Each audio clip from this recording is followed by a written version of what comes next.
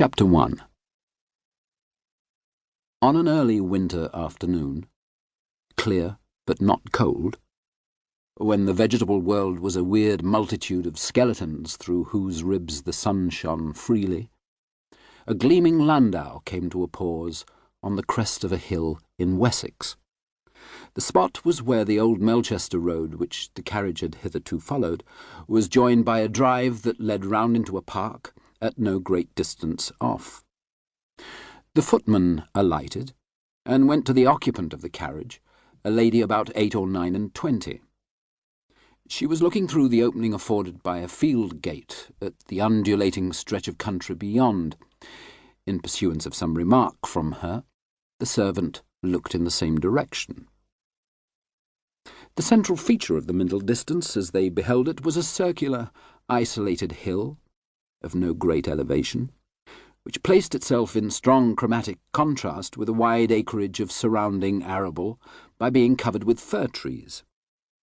The trees were all of one size and age, so that their tips assumed the precise curve of the hill they grew upon.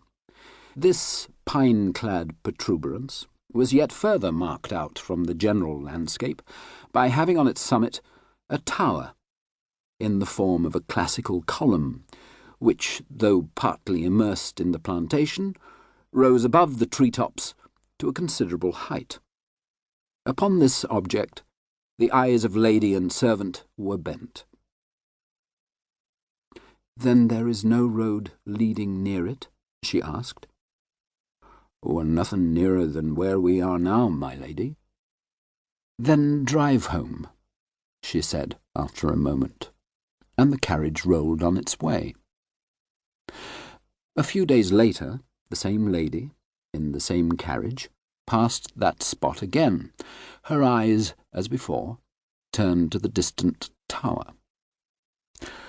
"Nobbs," she said to the coachman, "could you find your way home through that field, so as to get near the outskirts of the plantation where the column is?" The coachman regarded the field.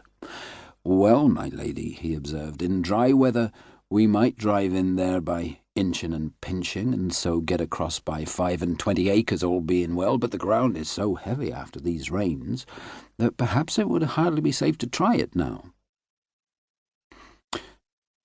"Perhaps not," she assented indifferently. "Remember it, will you, at a drier time?"